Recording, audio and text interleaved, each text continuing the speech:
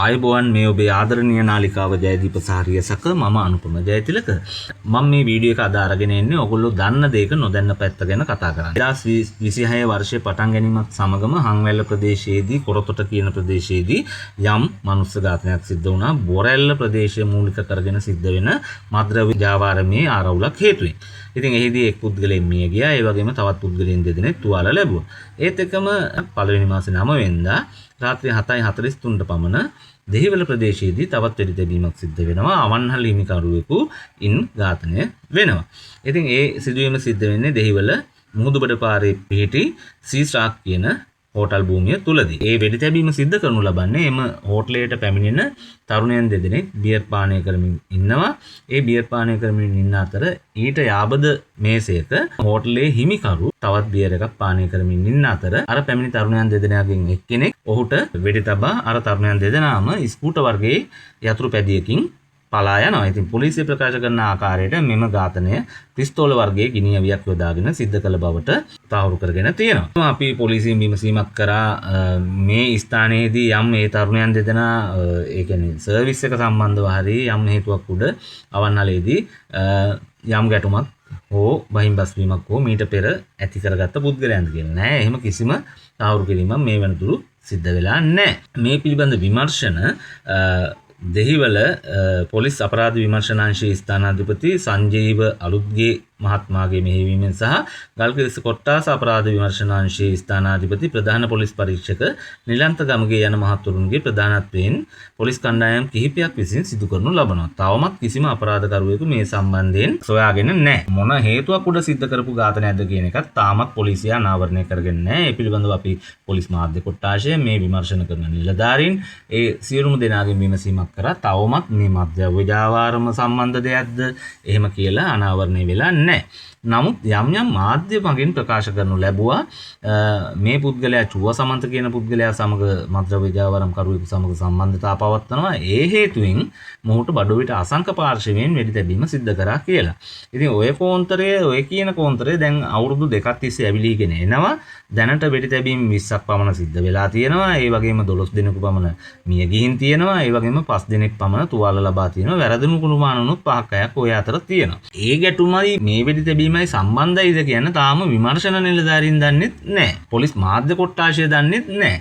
නමුත් මේ ඝාතනය සිද්ධ වෙච්ච දිනම ප්‍රධාන ධාරාවේ කියන්නේ අපි ටීවී එකේ බලන මාධ්‍යවල පවා ප්‍රකාශයක් කරනවා මේ පුද්ගලයා යම් මද්ද්‍රව්‍ය ව්‍යාපාරම් කරුවෙකු සමග සම්බන්ධතාව පැවැත්වීම හේතුවෙන් ඔහුට ප්‍රතිවිරුද්ධ කල්ලිය විසින් මෙම ඝාතනය සිද්ධ කරා කියලා. මම දන්නේ නැහැ එහෙමනම් එක්කෝ අපිට පොලිසියෙන් අපිට දෙන තොරතුරු සහ අනිත් මාධ්‍යවලට දෙන තොරතුරු අතර පරස්පර භාවයක් තියෙන්න ඕන. එක්කෝ එහෙමත් නැත්නම් එම මාධ්‍ය විසින් තහවුරු කර නොගත් තොරතුරු විකාශය කරන්න ඕන. ඔය දෙකෙන් එකක් නෙවෙන්න ඕන. ඉතින් මම තදින් විරුද්ධයි තහවුරු කරගත්තේ නැති තොරතුරක් ප්‍රකාශ කිරීම. දීපනාලිකාව තුලින් කරපු සොයා බැලීමකින් අපි අනාවරණය කරගත් තොරතුරු වලට අනුව ගිය පුද්ගලයාගේ ජීවත් වෙන ප්‍රදේශය ගත්තාම ඕවිල ප්‍රතිබිම්බාරාම පාරේ පදිංචි කරුවෙක් තමයි මේ පුද්ගලයා. මොහුගේ නම ඇවිල්ලා බාලසූරියාරච්චිගේ සනත් යන නම තමයි මොහුගේ නම. ඒ වගේම සනාමාමා කියලත් මොහුව හඳුන්වනු ලබනවා.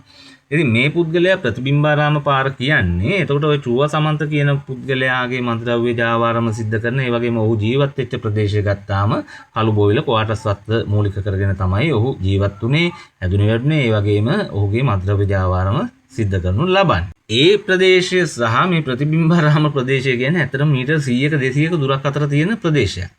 එතකොට මේ ගමේ මිනිස්සු අතර යම් යම් සම්බන්ධතා තියෙනවා. ඒ කියන්නේ මද්ද්‍රව්‍ය ව්‍යාපාරම්කාරයෙක් සමග මලගේකදී කතා කරා කියලා, මගුල් ගේකදී හම්බෙලා කතා කරා කියලා, කඩේකදී හම්බෙලා එකට තේකක් බිව්වා කියලා ඒ හැම ඔහුත් එක්ක ආශ්‍රය කරන සියලුම පුද්ගලයන් මද්ද්‍රව්‍ය ව්‍යාපාරමට සම්බන්ධ වෙන්නේ නැහැ. ඉතින් මේ මිය යන පුද්ගලයන්ගේ පවුල්වල මිනිස්සු සමාජයේ ජීවත් වෙන්න ඕන.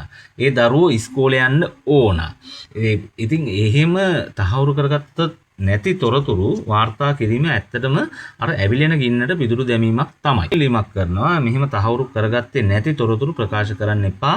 ජනතාවට ඉදිරිපත් කරන්න එපා. මොකද මේ ගැටුම් තවත් උත්සන්න වෙන්න පුළුවන්. තවත් ඝාතන එම හේතුවෙන් සිද්ධ වෙන්න පුළුවන්. ඒ නිවැරදි තොරතුරු අනාවරණය නොකිරීම හේතු. ඒක එක පැත්තක්. ඒ වගේම තව පැත්තක් තියෙනවා. මෙහිදී ප්‍රකාශ කරනු ලැබුවා ධනපු දේශපාලඥයෙක් සමග කියලා තමයි දැම්මේ. නම දැම්මේ නැහැ. ඉතින් ඔන්න මම නමත් එක්කම දානවා. හිටපු නගරාධිපති ධනසිරි අමරතුංග සමගත් මොහුගේ සමීප සම්බන්ධතාවයක් තිබිලා තියෙනවා. ඒක ඇත්ත. ඉතින් ධනසිරි අමරතුංග කියන්නේ කළුබෝවිල ප්‍රදේශයේ මූලික කරගෙන දේශපාලන ව්‍යාපාරයේ මෙහෙයවපු පුද්ගලයෙක්. ඒ වගේම දෙහිවල ගල්කිස්ස හිටපු නගරාධිපතිවරයෙක්. ඉතින් ඔහු සමග සම්බන්ධතාව පවත්වපු නැති මිනිස්සුන් මේ දෙහිවල කළුබෝවිල නැහැ. ගොඩක් මිනිස්සු ඔහු සමග යම් යම් සම්බන්ධතා පවත්වලා තියෙනවා. ඒ කියන්නේ පොදු වැඩ කරගන්න, ඒ වගේම තමන්ගේ පුද්ගලික ප්‍රශ්න වලට ඔහු හම්බෙලා ඇති, ඔහුගෙන් විසඳුම් ලබාගෙන ඇති. සමහර මිනිස්සු ඔහුට බයිනවත් ඇති. ධනසිරි අමරතුංග සමග සම්බන්ධතාවයක් පවත්වපු එකත් මේ ඝාතනයත් අතර සම්බන්ධිකුත් තියෙනවා කියලා මට නම් හිතා ගන්න අමාරුයි. හැබැයි මම කියන්නේ නෑ මේ පුද්ගලයා මත්ද්‍රව්‍ය ව්‍යාපාරයට සම්බන්ධ නෑ කියලා. ඒක කියන්න ඕන විමර්ශන නිලධාරීන්. ඉතින් දැනට පවතින තොරතුරු අනුව මොහුට කිසිම මත්ද්‍රව්‍ය ව්‍යාපාරම සම්බන්ධ මේ චෝදනාවක් එහෙම නැත්නම් පෙර වැරදි වලට සිරගත වීමක් සම්බන්ධවවත් කිසිම දෙයක් මේ වෙනතුරු අනාවරණය කරන්න දෙහිවල කල්කිස්ස පොලිසිය හරි කිසිම ස්ථානයකින් පොලිස් මාධ්‍ය කොට්ටාශය හරි පෙළඹෙන්නේ නැහැ. ඉතින් මාධ්‍ය ඔයවා කොහොම අනාවරණය කරනවද කියන එක මම දන්නේ නැහැ. ඒ වගේම තව සිදුවීමක් සිද්ධ වෙනවා බියගම ගැමුණු මාවත ප්‍රදේශයේදී ත්‍රිරෝද රථයක් නිවසක එළියේ නවත්තලා තිබිච්ච ත්‍රිරෝද රථයක් රාත්‍රී කාලේ ගිනි ගන්නවා.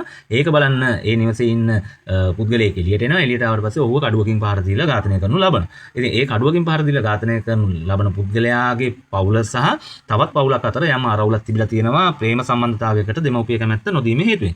නමුත් පොලිසිය තවමත් අහුරු කරගෙන නැහැ මේ ඝාතනය ඒ සිද්ධියට අලලාම සිද්ධ වෙච්ච ඝාතනයක්ද කියන එක. නමුත් මෙහිදී අපි ගත යුතු තවත් දෙයක් තියෙනවා. මොකද හොරු ඉන්නවා, මංකොල්ලකාරයෝ ඉන්නවා, ඝාතකයෝ ඉන්නවා.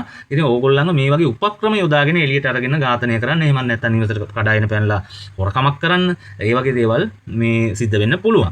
ඉතින් ඔය වගේ සිද්ධියක් වුණාට පස්සේ තමන්ගේ ආත්ම ආරක්ෂාවත් මූලික කරගෙන ගෙදර ඉන්න තව කෙනෙක්වත් ඇහැරෝගෙන හරි යම් ගෙදර තියෙන මොකක්ද මෝල් ගහක් හරි අරගෙන එළියට බහිනු මිසක් කිසිම ආරක්ෂාවක් නැතුව එළියට බහිමින් වළකින්න. මොකද මේ වගේ සිදුවීම් සිද්ධ කරලා ඕගොල්ලන්ව වෙනත් අපහසුතාවයකට පත් වෙන්න පුළුවන් නිසා ඒ හින්දා එහෙම එළියට බහිනවා නම් රාත්‍රී කාලේ අපි දන්නවා ටැප් එක අරිනවා. හොරු කරන උපක්‍රමය ටැප් එක අරිනවා. ටැප් එකේ සද්දෙට බලන්න එළියට එන ආවට පස්සේ ගෙට පැනලි වල අර ඉන්න මිනිස්සුන්ගේ තියෙන සියලුම දේපල ඌරන් කාගෙන ගියපු අවස්ථා අහලා තියෙනවා. ඉතින් ඒ වගේ දේවල් වලනුත් පරිස්සම් වෙන්න කියලා ඉල්ලනවා. ඉතින් තව සිදුවීමක් තියෙනවා. කාන්තාවක් විසින් චෝදනා කරනවා ඉපොලෝගම පොලිසිය ස්ථානාධිපතිවරයාට. අපි ඒ පිළිබඳවත් ඇයගේ කතාවත් සමගම අපි තවත් ඒ පිළිබඳ ගවේෂණය කරා එම වීඩියෝ එක මේ වීඩියෝ එකෙන් පස්සේ අපි ඔයගලන්ට දෙනවා. ඒකත් බලන්න කියලා ඉල්ලමින් අපේ නාලිකාව සබ්ස්ක්‍රයිබ් කරලා බෙල් අයිකන් එක ක්ලික් කරලා ලයික් එකක් දාලා ෂෙයා කරන්නත් අමතක කරන්න එපා කියලා අපි ඔයගලන්ගෙන් ඉල්ලනවා. මම අනුපම ජයතිලක මේ ඔබේ ආදරණීය නාලිකා දෙක ජයදීප සහ රියසක. ජයදීප දේශපාලන ව්‍යාපාර ගවේෂණ සංස්කෘතික අපක්ෂපාතී කාලීන පුවත් විග්‍රහය. Subscribe, like, share us more details.